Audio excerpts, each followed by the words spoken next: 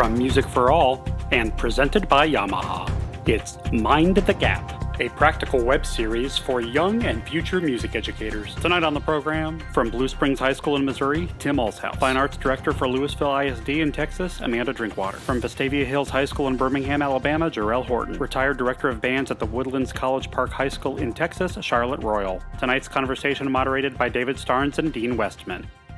Please welcome David Starnes and Dean Westman. Good evening, everyone, and welcome to Mind the Gap.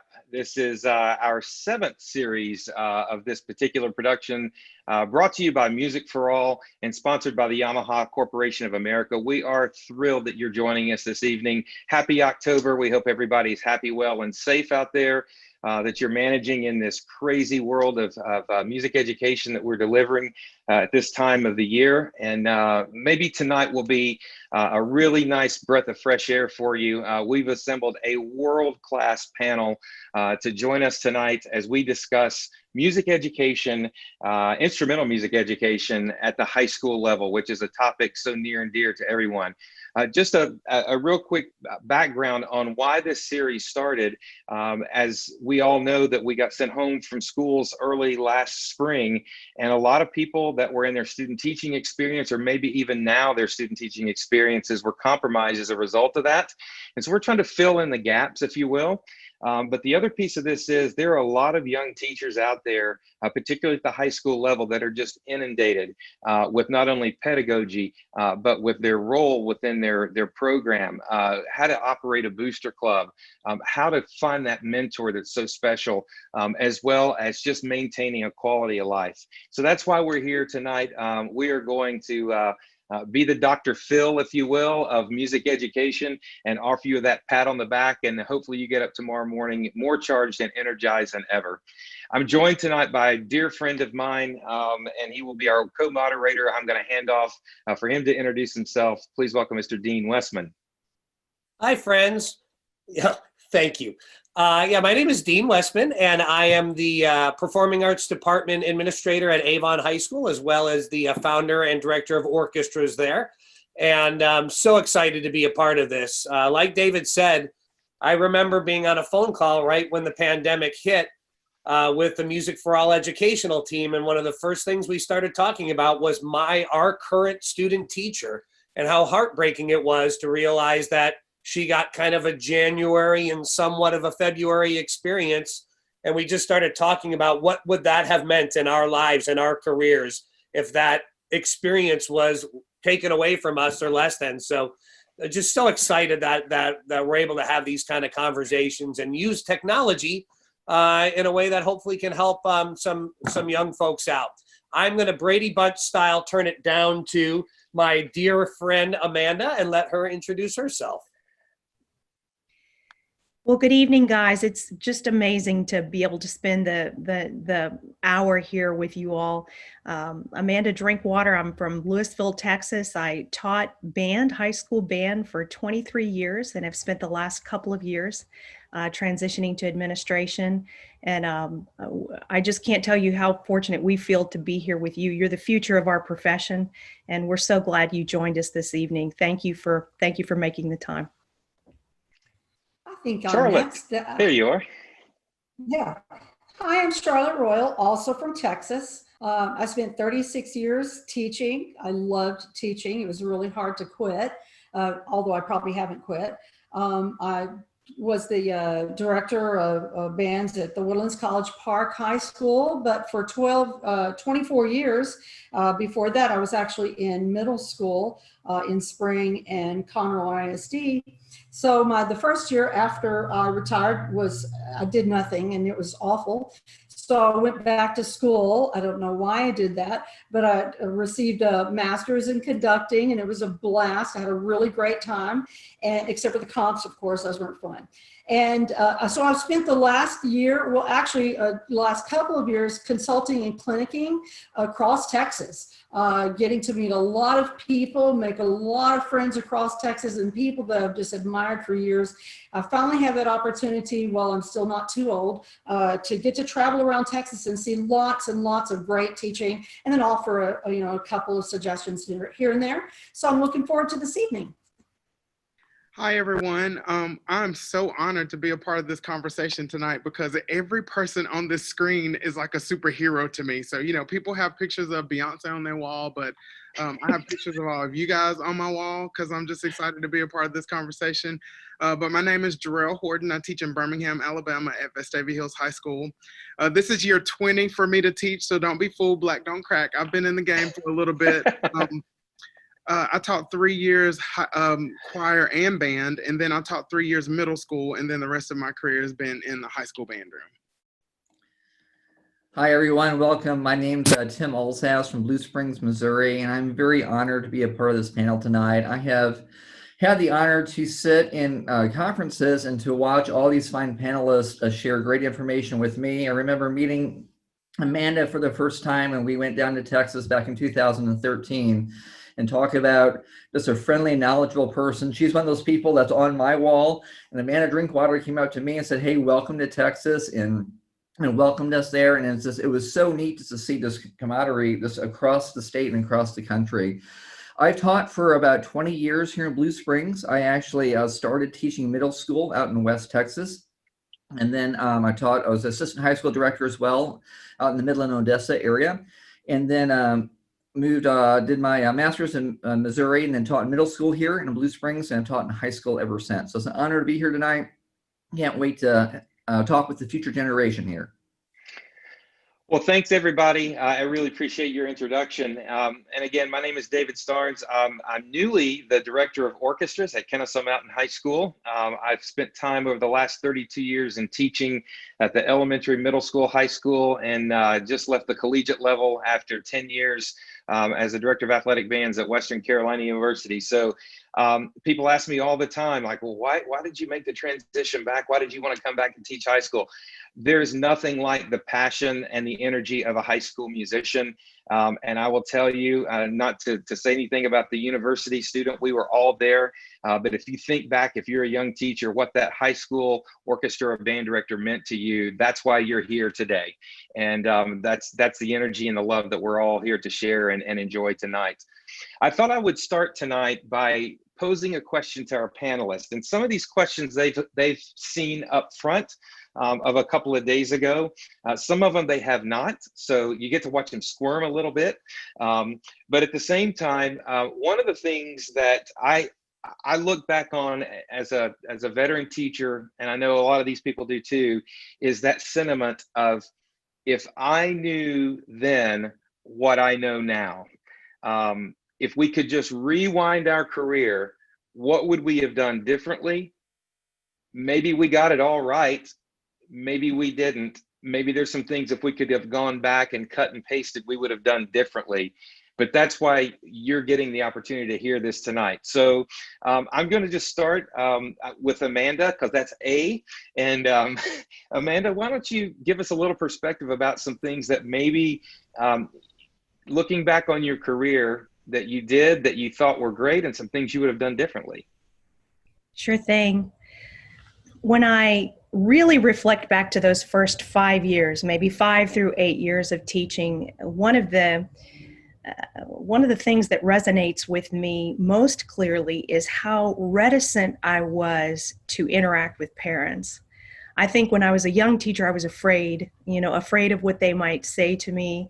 I felt like maybe there was a natural adversarial perspective that they brought to the table. They loved their kids, and if I called home and told them that their kid wasn't sitting right in class, that I expected them not to be on the same page, or that they would not regard a younger teacher with with the same respect they might have for a seasoned teacher. And so I wish I had realized what a terrific thing it would have been to create connections with parents sooner, especially with kids that were struggling, to call home and ask those questions for kids that you knew were on the brink, or that were not connected, or who weren't connecting with you, or, and just ask for help, and call mom and dad or whoever is with that kiddo at home, and just say, man, he just looks at me like he's boring a hole. Do you get this at home? And make that connection with parents, because so often we learn as we as we age, and so many of our panelists are parents as well, you're on the same page with those parents more often than you know. And they appreciate hearing from you, even if they may not respond, in the moment the way that you might want. They want their kids to feel great about learning music through your program. They want their kids to be successful. They want their kids to be respectful in almost all cases. And so I think partnering with parents and seeing that relationship as a positive very early in the career would have been helpful. Yeah, and I also wanted to say that was exactly the point that I was going to make. But I wanted to couple with that how important those relationships are to making sure that you protect your product and the process that's happening. Because I know as a young teacher, I thought that I had to know it all. And unfortunately, I left some adults out of the equation who had a different skill set than I did. And we could have had a much better product if I would have been more open and willing to have those conversations rather than feel adversarial about those conversations, which is funny because that reflection has become a part of the culture of our band program. We talk about being Lego pieces here, that everybody has this one specific thing that they do and we connect it with everybody else in order for our program to be successful. So in order for the adults to be successful, we had to approach it the same way. Yes, I'm the professional when it comes to all things music making, but I'm not a businessman. So I live in a community where there are people who run lots of businesses. So I had to start relying on other people who had different skill sets so that I could create an experience for the students here that would be long lasting. So I think one of the things that's really important to me about preventing burnout, and I mean, I lasted 36 years for a reason, and that is finding ways to not be the one that does everything. I was always that A-type personality. I thought I had to be in charge of everything. It's the buck stops at your desk, and so you feel like you need to be on top of everything. So I actually opened College Park High School. It was a 9th and 10th grade campus. And that honestly was a glorified junior high. So we were making all the decisions. We were being the leaders. We were being the drum majors. We were everything. And so it took me a couple of years as we got into, those kids got into the 11th and 12th grade of relenting some of the leadership to them. That took me a while to do that. But what I did is I made some phone calls and I thought, yeah, I can't do this by myself. I really, I've worked with junior high so long and always wanted to crack the whip and did most of the leadership, but building teamwork with kids, really, really vital for the success of a program. So I made phone calls. I got some, Frank Troika, for instance, we used him to help us with our leadership camp. We went to some leadership camps. We got some things started. And the thing that I did with my program that might be a little bit different, there's room for a lot of leadership in our program, and especially every senior, if they want a leadership role, they got a leadership role of some kind. And they're all called, they're all called section leaders, and they all had a different responsibility, but everyone is buying in. And so then I could spread that responsibility, and they loved band, and they looked forward to being a senior and being a part of that leadership. And so therefore they all went to the leadership camp and learned a lot.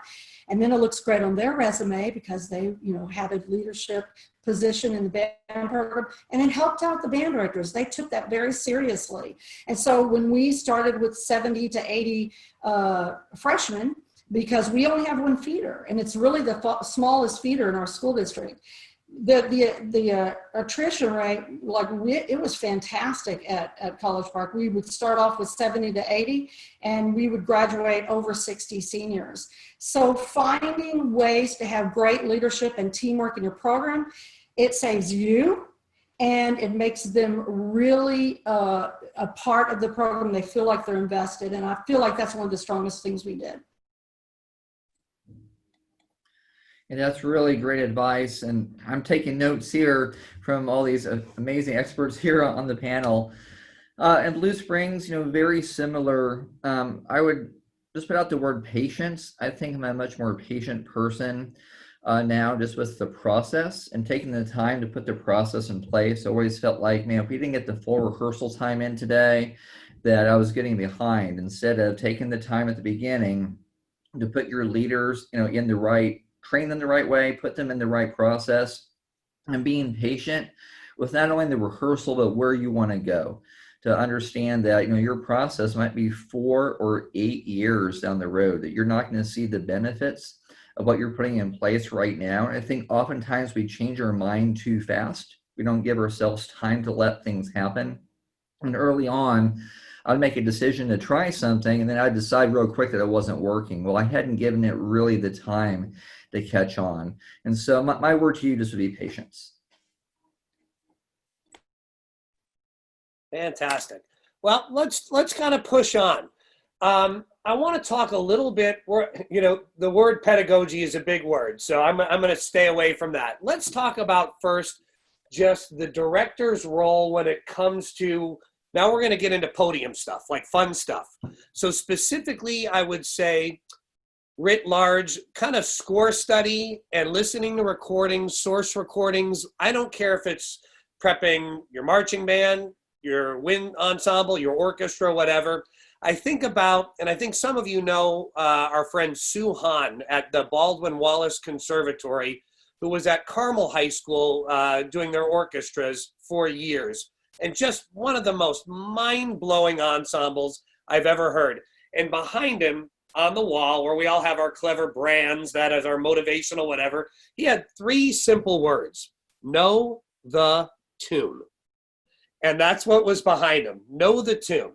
So we can go in any order. Charlotte, I want to kind of start with you, actually, just because, and I have to Scout's honor here, Charlotte Royall is kind of one of my long time heroes. I was very much raised as a Texas band director by her best pals. And so when she says I taught middle school for X amount of years and does it so matter-of-factly, what you need to know is she was the greatest Texas middle school director. And if you were to hear her recording, she's going to sit here and be humble about it again. There just was nothing middle school about it ever. And then went on to do the same thing at the high school level. So maybe you could just jump off, because I think sometimes we think, well, of course they can do it. Of course Amanda Drinkwater can do it. If I had the Marcus band, I could blah, blah, blah, right? And what they don't realize is that that doesn't really matter. It all comes down to the pedagogy. So Charlotte, maybe you jump it off, and I don't care if you take it from your middle school experience where you were playing something clearly above a middle school level, or your high school experience when we're playing this. Where do you personally start from finding a recording that you can identify with, score, that kind of stuff? Well, first, there's so much music that I wish that I have had the opportunity to perform, but I always was very realistic about the choices that I made. And again, I know this just seems very technical, but I was constantly evaluating my students from 6th grade to 8th grade and from 9th grade to 12th grade, evaluating their individual performance, not only their individual performance and their ability to prepare, their interaction skills, and how hard they were going to work, how serious they were about the music. And again, I'm going to say some real basic things about this. We can love a piece of music, and there's that oboe solo right in the middle. And you think, I can get that oboist to do that.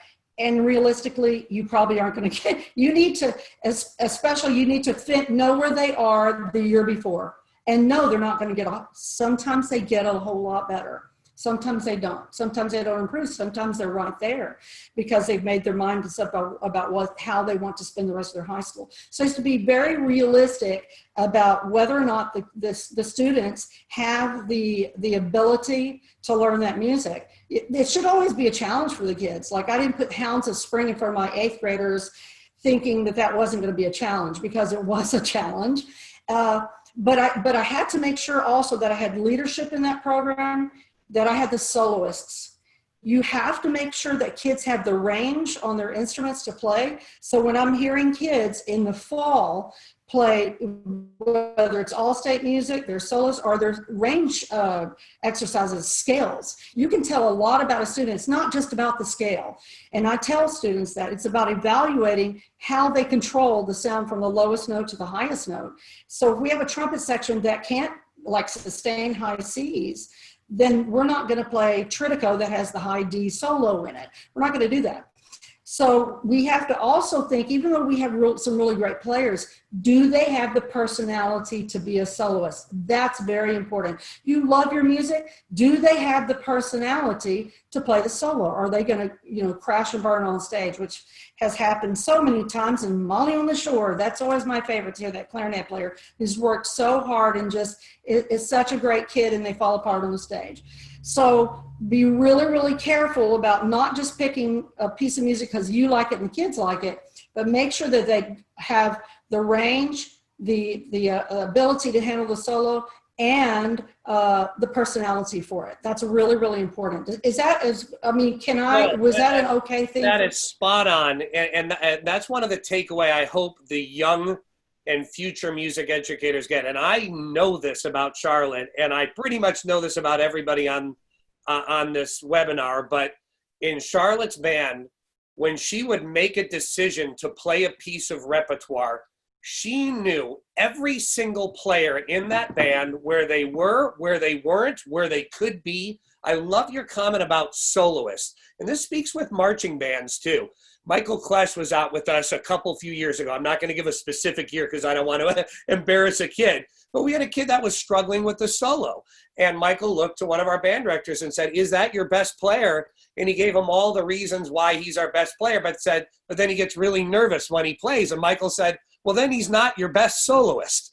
Your best soloist is the kid that can do it all and do it when it matters." But that's part of that whole first semester process, I would imagine, Charlotte, is getting to know those players, develop them. Amanda, let me jump to you. I'm not going to throw you a softball, girl. I'm going to throw you high and inside. I'm going to say it like, okay, Lincolnshire Posey. If we're talking about source recordings, and I think we would all agree, we want our kids, if we're doing, man, when I did, if I could find a great Fennell Dallas Wind Symphony and if we were doing it and they could have that sound in their ear, when you're going to a piece, and I'm going to use Lincolnshire Posey, where there are just a myriad of recordings, all with completely different interpretations, and a piece that everybody's got an opinion about. How does Amanda Drinkwater go about finding one that matches what you're looking for in your kids? That was high inside. That is the hardest question. I'm not going to make you list what recording you would pick. That would be just mean. But how do you, I know with me, I just listen to a million recordings and start to hone in on the ones that I identify with. What do you do? For the answer to the question is, I think I have a different recording in mind for each movement. There are, and we can all speak to influential recordings on different pieces. If you say School for Scandal, everybody gets one of two, and they can tell you why. And perhaps they could say, well, it's this brass sound and this, this low string sound, and it's this interpretive part. And I think we all make musical decisions that are a sum of everything we've learned, not just about knowing the tune, which is, I love the sign that you referred to, but knowing the instruments and knowing the way that the instruments are supposed to sound, and making those connections to what about that recording brings out what appeals to you. So for instance, the fourth movement, for me, that's all about the low reeds. I mean, I want the recording with that bass clarinet sound that is just killer, or that it's brought out because that is the line that speaks, to me personally, and for someone else that might be something completely different. But it is absolutely about expanding your horizons and having an opinion in context of good information. we, as young teachers, we could all speak to enjoying a performance opportunity because the conductor took the piece very fast. And we enjoyed the energy of that moment, or that sense of thrill, where we went through some piece of music way faster than we could possibly actually play the notes, but we brought from it some sense of energy. And we all have a reference of, we can all think to that moment that we heard a group on stage or on the field or wherever it was, where something was louder than it ought to be when you think about the limitations of the instruments, but it felt good to be there. It felt good, in the moment, for whatever reason that we were able to preserve in our memory or our experience. But when you're younger in your teaching career, I think we're an extension of our student musicianship, which is that we learn facility over time, we learn complexity over time, and we've just emerged from all of that. The obligation to demonstrate complexity and to demonstrate facility and to demonstrate all of these things. But going back to what Ms. Royall said, the control that we have to exact over the performance is an extension of the control that the students can exact over their own instrument. And so we must program to where we're putting in the students in the best position to be successful, to grow, but to be able to make an actual alto saxophone sound that somebody wants to hear, through the process that we, I don't, just to show of hands on this panel, how many of you on the panel here like things to go slower the older you get? It's like we learn how to appreciate. I just want to hear Chris Martin play a note, just a note. Please don't move around, just play a note and just let me just sit there in the aftermath of that note. I don't even want to hear anything else, just a note. And I think the older and more experienced we get, when a great musician sees a whole note, they lick their chops, because they know that they get to express the essence of their sound through that long note value. So when we're young, we go, ooh, go to measure 42, there's where the meat is. And the experienced musician and maybe the mature young musician sees the whole notes or the double whole notes, and they can't wait to get to those parts so they can make their sound. Amen. I'm reminded of watching a young conductor with Larry Livingston, and he leaned over and he's all of the dude and none of the Amel.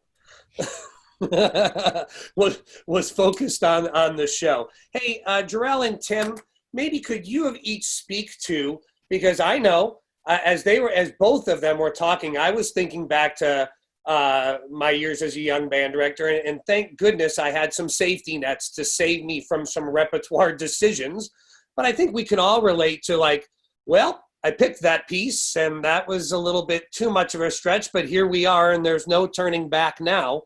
Can maybe each of you kind of speak to a moment you've had, or I know I could pick 3 tunes off the top of my head. I'd start with Profanation and then go from there.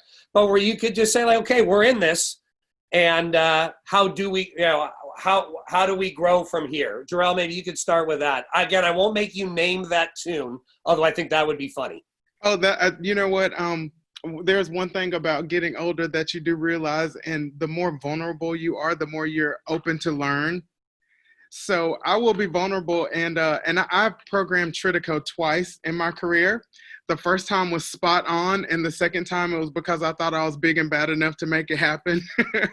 And the second time was probably not as it probably was not as productive for the students than the first time, because I was more focused probably on myself than I was on the kids. And when you get into that situation, then you do have to own that, because then you have to say to yourself, okay, I've gotten us into this situation, and because I'm the leader, it's going to be my job to get us out of this situation in a way that's going to be profitable for that experience. And I want to actually point back to 2 things that I heard Ms. Drinkwater say that I think are really great things to know as you are, thinking through your pedagogy. And that is, you have to make sure that as you transition out of your student musicianship, that you don't only take just being a good student out into the classroom to be a teacher. So you actually have to pay attention to how you're being taught and not just performing well, because you come into the situation where you're standing on the podium and you regurgitate all of these things that you actually have no personal pedagogical connection to.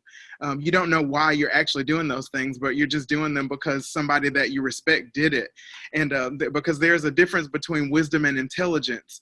And a lot of us can be very intelligent about things that should be happening on a podium, but the wisdom of understanding instruments and understanding range and understanding process are those things that come with a little bit of time and experience. And when you understand the difference between the two, you can make, like Ms. Drinkwater said, informed decisions. Like you can have a decision about what it should sound like. And let's just be real, we are all artists in the sense that when you hear another performance, and I hope no one takes any offense to this, but when you hear another performance of Lincolnshire, I mean, we all enjoy that piece, but sometimes don't you desire something that's just a little bit different? And it's going to come from a conductor and a group of performers having a thought about what they want to convey. And it comes from just being open and vulnerable to, having lots of perspectives on what it could be and understanding what those instruments should sound like and understanding exactly the composer's intentions and not just your college band director's intentions. Let's just be real. And I think about those two things now that I've been in that situation before. And that second go at Tritico, man, I thought to myself, you were just trying to be big and bad because you could, and that was probably a poor choice for kids. Yeah. And the last point I'll make is also getting a perspective from really great mentors, and especially when it comes from recordings too. I got hip to a couple of recordings that I had no clue about, only because I talked to some mentors, and they said, hey, you should go listen to this one that I never thought about before. So those have been things that have helped guide me through those experiences. So how about you, Tim? Kind of put a bow on this part of the conversation. Oh, I think there are several things. One of the areas that I would probably put together from all of this that I've started doing and do when I was a younger teacher is I actually have like tests with the metronome, of course, but I do slow tests. Like we'll do a scale test. I'll make them play it at 60 on the metronome, just one octave, whole notes, and they absolutely hate it. But I think it's one of the best things that we do when we talk about the evenness of the range of the instrument. All they want to do is play fast. And I found that to be just a really useful tool to use in development of that sound. The other thing is when we're listening to recordings, I think it's different once you get to the source recording for the selections you've actually have picked out. But sometimes we're listening to music by the United States Marine Band or whoever you listen to, and you think it's your band playing that music. You're like, we're going to sound great playing this. You don't actually look into the score and dig into it and then think, do I actually even have a bassoonist in my band? And so I think we have to be really careful when we find music that we love, that we understand the recording we're listening to, that is somebody else playing that. So what is that actually going to sound like in our ensemble? And is it going to be a development of where we have a good time making music with our kids, or are we just beating them over the head just to learn the notes? And we don't even get to the part that we all love. So that'd be something I caution us all on as we're entering our careers. When you get yourself into that position and you're asking, and there's no turning back, what do you do? And I've been there. I start cross-cueing things. I'll take a horn part and maybe I have a really good euphonium player. I'm going to put it in the euphonium part, or I'll get out some flugelhorns, for the third trumpets to kind of double that part. Because at the end of the day, the band needs to sound good. So you can't just like, well, I'm going to pray on the day of the concert and hope that they get the solo right that one time. Chances are it isn't going to happen. And we all know from our own personal practice, if you get it right once in a while, it isn't going to happen on the day of the performance. You need to be consistent. So what can we do so the kids can come off that stage feeling really good about how they sounded? If you have to cross-cue a few things, if you have to modify some rhythms, so they can come off the stage feeling successful. To me, that's the end game if you get yourself in that situation. Fantastic. And before I pass it back to David, I just want to say, because as I look at the box in front of me and see the words music for all, it's very easy for us to slip into band-centric vocabulary. But I want everybody on this to know David and I are orchestra directors. Jerell taught choir. And for young educators who are coming out in the year 2020 and 2021, There are pockets of Texas where it is what it is, but there's the rest of the world where teaching band and orchestra very, very much be part of your lives. And I will be the first to wave my hand if anything anybody's saying doesn't also apply to the other stuff, but it just does. In tune is in tune. Sounds good is sounds good. A metronome works for orchestras and choirs as well as it does for bands.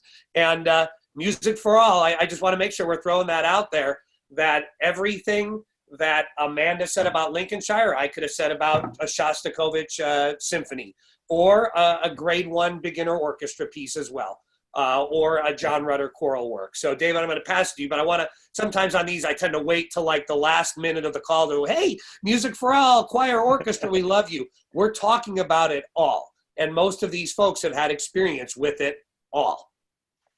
Well, that's a great handoff because of our next topic too. One of the things when I was a university professor, one of the things I did was mentor student teachers, and I would spend my time out in the classrooms watching and evaluating them. And I would always ask them after I watched them teach for 30 to 40 minutes, how did you feel like you did? And it was interesting to me because the perspective of the student is typically a lot different than the reality of what happened. And I think we get into this mindset sometimes of, here's my checklist and I'm going to go down this checklist and I did all these things, successful lesson, and that was the way that students approach that sometimes, because you guys know that are young teachers, you have to go to all these seminars and you have to report what you did and you have to check all those boxes. That doesn't necessarily mean it was a successful lesson. So I would always throw out to the students, I said, if you'll use the LAA concept, and that's LAA, and that's listen, analyze, and adjust. When you're on that podium, you're always listening, and before you say anything, analyze what it is that you're hearing, and then make the adjustments. Too many times young teachers go, listen, adjust. And like Jerell said, they don't know why they adjusted. It's because somebody told them, push in, pull out, sit up straight, warmer air. But maybe that's not the reason, but that's all that we have in our toolbox. So this next segment, we want to talk about developing that toolbox, number one. Number two, we want to talk about classroom control and pacing. And I would always say this to my students, and I would say, would you have want to be in your ensemble today? If you were the student, would you have want to be in that lesson today? And what would you have gotten out of that lesson? So when they turn that table, all of a sudden it becomes a completely different mirror. And all of a sudden it becomes, no, that got really awkward because we didn't do anything for 5 or 6 minutes, or there was a lot of people talking, or I didn't know what I wanted from the group. So those are the kinds of questions we like to introspectively to think about as far as the role reversal goes. And I'll leave you with this, and I'm going to pass this off to our panel. Just remember, the better the students get, the better the teacher must get. Because sometimes we stand still as teachers and our students pass us by.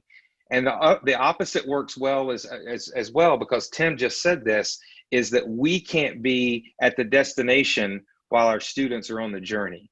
And we can't watch for them to come to us. We have to be right there with them, but about 3 steps in front of them, so we can always maintain focus and maintain direction and pacing for the lesson. So with that said, I'd love for our panelists to talk about how do you create a lesson that is, number one, effective, a good use of the student's time, especially in what we're dealing with right now. We don't have that luxury of time sometimes. But more than that, how can we as teachers self-evaluate ourselves and know, I need to do this differently? So I know that's a very broad topic, but it is probably the essence of what a young teacher needs to hear right now. Go. Whoever wants to be first. I'm open to hear what you see. I was just going to say that within the context of the overall question, we think of a performance imperative at the end of kind of a bell curve of how our rehearsals are structured. So if here's the performance imperative, what the rehearsal looks and feels like and how we plan for that, ideally will change shape and form over time, relative to the introduction of the material, all wrapped up with, oh gosh, the theoretical and the historical concepts and the instrumental technical imperatives that are associated with the works, the study of the work and the learning of the work, because we have to know the tune. And then as we get towards the point in time where we tell them to go and don't stop till you get to the double bar, of course, we have to create a framework that's going to help them be successful. And I think most of us as younger teachers probably had trouble knowing how to compartmentalize that process as we reached the, okay, here's the pre-performance performance. What do we want to be able to do by then? So it seems very helpful to take the performance imperative and then to back up from that time frame and to ask oneself the question, what should the students be able to demonstrate a week prior to that, and a week prior to that, and a week prior to that? And you often realize through that process that you've overprogrammed, right? Like when you think about, well, we ought to be able to do this by then, it can help you not make those mistakes in programming, but programming as it were. We do have the responsibility of teaching the students to be musically literate. We do have the responsibility of teaching the students to be musically responsible and character-driven in their decisions as musicians, as team musicians, responsive in the rehearsal. Fundamentals should be a part of every single day that you rehearse in some way, shape, or form, even if that looks really different 2/3 of the way, to the performance imperative. So it does seem like that we are dosing certain aspects of teaching. Every time we see the students, we have some degree of XYZ, but it's in a different proportion. The proportions really change over time. And I think another way of thinking about this is what do you want the students to be able to demonstrate or know? What can they tell you over time? So 3 weeks into a process towards if you're teaching at the collegiate level, you're seeing your kids twice a week. If you're teaching at a middle school and you have the students every other day, you count up all the rehearsals, and you go, okay, we've got 28 rehearsals between now and this performance imperative over this period of time. And what do I want them to be able to recognize by then? Well, I'd like them, the skill sets I'd like them to be able to demonstrate is an ability to play eighth notes with the same level of energy of articulation on every single eighth note for at least 2 beats. I want them to be able to do that. To show 2 beats of consistent eighth note articulation by this time. So we're thinking skills, we're thinking knowledge, we're thinking assessment from the student standpoint. And that, I think it helps keep us from just going, I think as a young teacher, this is terrible. I think I would have said as a young teacher, well, in 3 weeks, we got to be able to play measure 1 through 32, measure 33 through 64. That we, or as we've all heard, we've heard the contest readiness related to band where, here's January, here's March, you get to the percussion in April, right? You study the score from top to bottom. We've all heard those things, but it's really about the breadth of knowledge and understanding and demonstration of the students through all of the skill sets required. And musicianship should be day one and day done. Fundamentals should be day one to day done. There is no day that you go, okay, today we don't have time to be musicians, or today we don't have time to do fundamentals. There is never a day that it's not appropriate to have some measure of learning through all of those things. It's just a different proportion. It's just a different portion on the plate every day. Yeah. Well, can I add to that? Please do. Absolutely. Just something really, really quick to add to that. And it was a big concern of mine when I got into the high school position in Conroe. And that was the consistency and alignment curriculum and vocabulary. So starting when you inherit the ninth graders, are they on the same page? And so I think vertical alignment, although it seems difficult to get together with junior high band directors, or maybe you teach everyone all the way down to beginner band, making sure that we align everything that we teach so that we don't have to reteach when they get into high school. Like, I don't like their counting system, now we're going to change it. And then you see a look of, hesitation from the students. So we've got to make sure that whatever we're teaching those kids starts day one and stays consistent through the program. And I've hosted 2 or 3 clinics about the vertical alignment, and dealing especially with programs that aren't able to get out to see each other. The junior high can't get to the high school can't get to junior high. So if we take some time as a staff and get together and work as a team to make sure that all of the vocabulary and expectations are aligned, you're going to find that you're more able to play the things that you're hoping to play.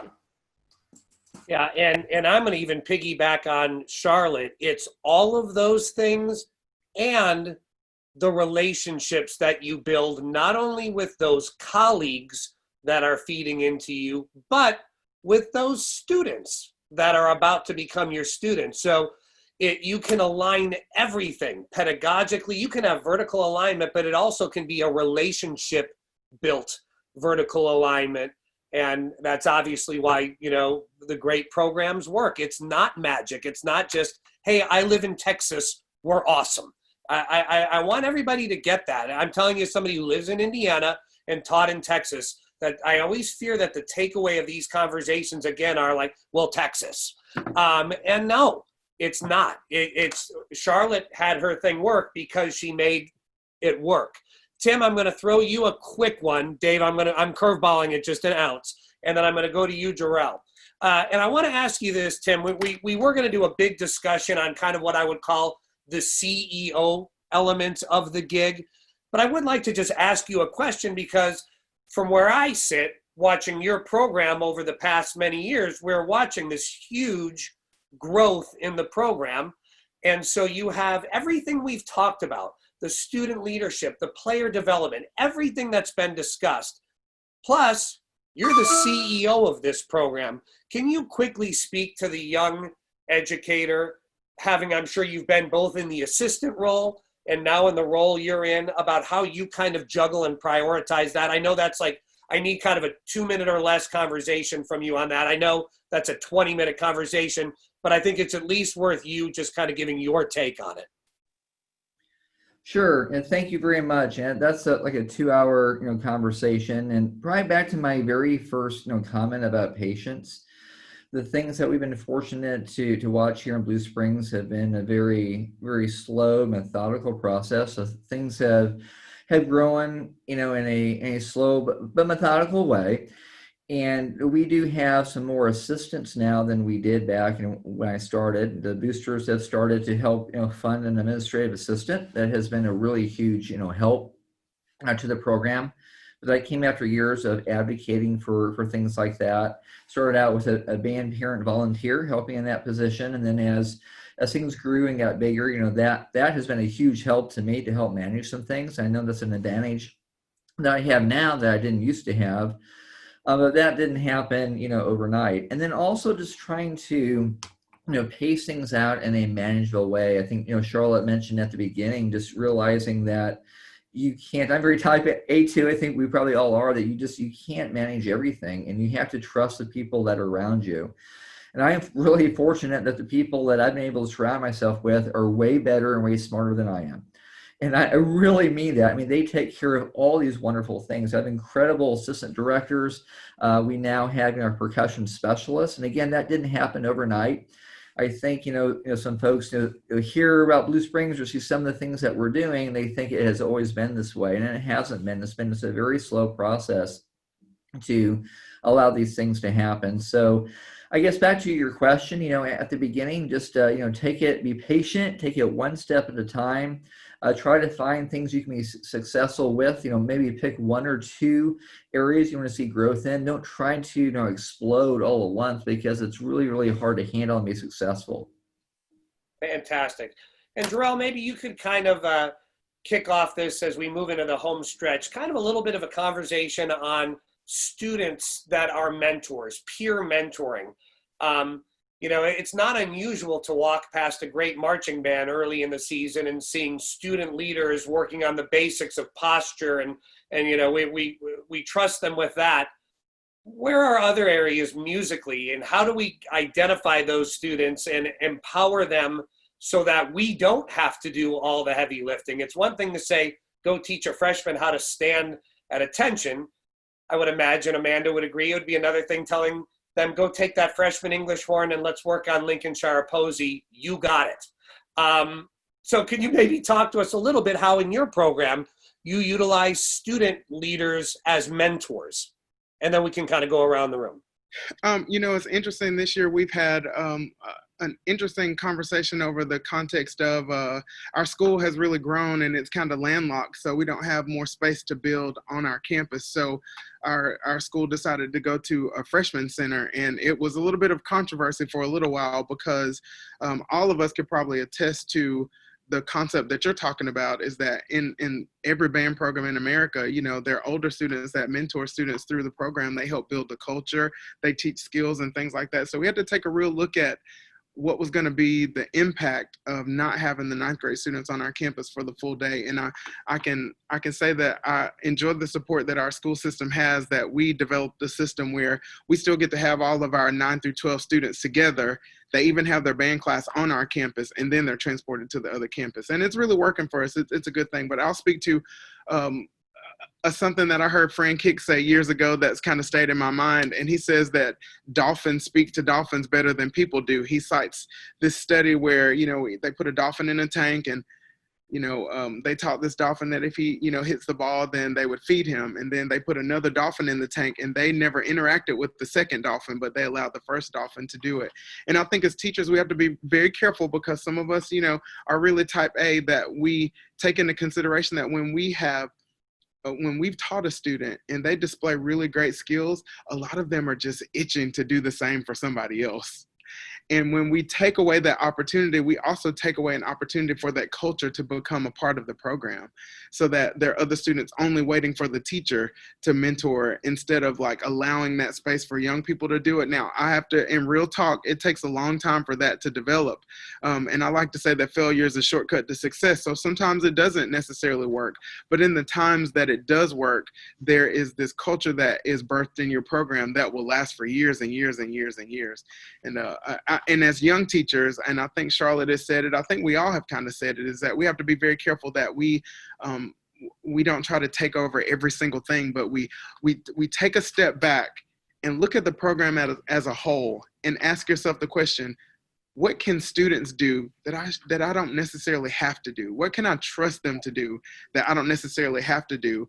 And, take a step back from it and watch it for a little while, and you'll see it happen. And then those are the things that you can program into the next couple years to say, this is an area of the program that I'm going to meet with students. I'm going to help mentor them through what should be happening. And then I'm going to allow them to be the ones that, moderate that program, with mentorship for me. So I do believe that it's important that we give students an opportunity to display those things that we've taught them. I had a really great teacher that said one time that you should never expect anyone to display any behavior you haven't taught them. You just can't assume. So I think being able to give students an opportunity to display what they've been taught just helps help you kind of feed yourself in the culture department, if that makes any sense. No, that's so well said. It's great. So, we're running right at, I just told Dean in a text we could do this for 3 hours and how valuable this is. There's so many stones left to be unturned. But, we started the night by saying this was going to be for young teachers or people that miss their student teaching in the spring or the fall. And I want to kind of take that and bookend the conversation tonight with you taking care of yourself. You taking care of yourself in not only this crazy time that we're living in, you taking care of yourself as far as your emotional health, your mental health, your growth, finding that mentor that when you've had the best day of your teaching career, you can pick up that phone and call that person and say, you're never going to believe what happened. And when you've had the worst day of your teaching career, you can find that phone and pick it up and call that person and say, help me get out of the gutter because this has not been a great day. We've all of us have had those days. And I'll share just a real quick personal thing. Having been in the university level for 11 years, or excuse me, 10 years, and coming back to the public school in a time where nobody knows what's going on. You know, a 32-year veteran teacher, I've talked to my friends all over the country, and we're all in this conundrum because there is no blueprint for this. There has never, ever been anything. There's never been a class taught called Pandemic 101 for music education. So we're all figuring this thing out on the fly, and we're doing it together. And I can just tell you that the best thing that happens is the collaboration I have with my colleagues before school and after school is to say what worked today, what didn't work today, and let's collaborate on that. But your social and your emotional health is so important. And you know the social emotional learning piece, that you got to remember that it's not just about your professional growth and development. It's about your constituents, who are those kids that you love and those kids that love you. And you got into this because you loved a teacher, and that teacher influenced and inspired a passion in you that you didn't know existed. So don't forget that piece of it, that there are two sides to that fence, and know that they are leaning on you every single day because they love what you do and they want to be like you. I've passed it to Dean. If I may Yes. preach with you, may I preach with you? And if you aren't taking care of you and your family at the best, at the highest level, your kids are going to suffer from that. Your students, they're going to know that too. You have to take care of yourself. At the beginning of the webinar, I talked about how Charlotte's one of my heroes because I was raised by her pals. When I moved to Texas as a young 23-year-old band director, just coming off of 1995 Cavaliers, a young, cocky kid that thought I had a million, answers to all the questions, and came down with this intensity of like, I'm gonna show you, Texas. And the first man I ever worked for, Rick Yancey, about maybe 3 days into my career, drove me past the cemetery, and he pointed at it and he said, Dean, when I'm all said and done, my tombstone's going to read something about my wife and how much I loved her, my son and what he meant to me. But one thing it's not going to say is Rick Yancey, he made a bunch of ones at UIL. And that changed my life. And it is why I am who I am. Because when you realize what really matters and you can be your best self for your kids, that's when the magic can really happen. Maybe we can go around, and if there's any other of those kind of just final gems of either how you take care of you or how you serve your kids the best, or a Rick Yancey word of wisdom you got in your life, maybe everybody could kind of throw one of them, because I love hearing little stories like that. Amanda, you're unmuted, so you got to go first. Okay. I was just going to say, at the end of the day, we all go home at the end of the day and feel varying degrees of success, but in the car on the way home, or however you get away from the job and back to your real life, you can just take a moment and ask yourself, was music made today? Did I have fun today at any point? Did I make eye contact with a kid and make them feel better?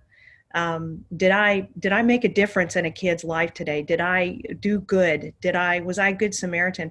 And all of these things that are profoundly valuable in the realm of education. I mean, we all know that you get out of it what you put into it, but it's good enough. If you did any of those things, any one of them on a given day, no matter how bad you messed up, it's a good day. I mean, we learn in the sand trap. If you stay in the fairway every day, it's boring and you don't learn anything. We all learn from the rough patches, and just give yourself the opportunity to reflect on the good from every day, because good happens every day. Yeah, I was gonna say real quick. I asked myself a question a few years ago. The only way you can live forever, or how can you live forever? And that's what you pour out into other people. So I think what I heard Amanda say in the crux of that conversation is, was I a servant today? Did I actually serve? Did I walk into my room not thinking about what I was going to take away from the experience, but what I was going to give to the experience? I feel strongly that the only way I'm going to change the world is by affecting the person that's on the left and right of me. I'm not worried about China. I'm going to worry about the person that's right on the left and right of me, because if I can affect those people, then surely I can reach China without even leaving my house. So my job is to just be a servant every single day. Tim, any closing thoughts from you?